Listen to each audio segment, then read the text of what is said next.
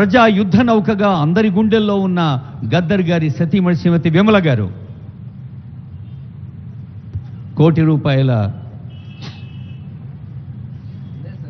నగదు పారితోషికాన్ని సంబంధించిన చెక్ అలాగే శాలువాతో సత్కారం. విమలమ్మ గారు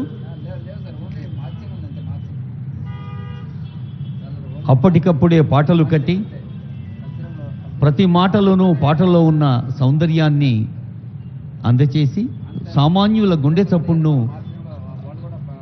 దశాబ్దాల పాటు పంచిన గుమ్మడి విఠల్ గారు గద్దర్గా మారి మరి అందరి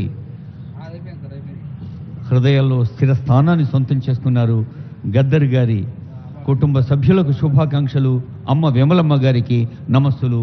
ఆనరబుల్ సీఎం గారి చేతుల మీదుగా అందచేసిన ఆత్మీయ సన్మానం.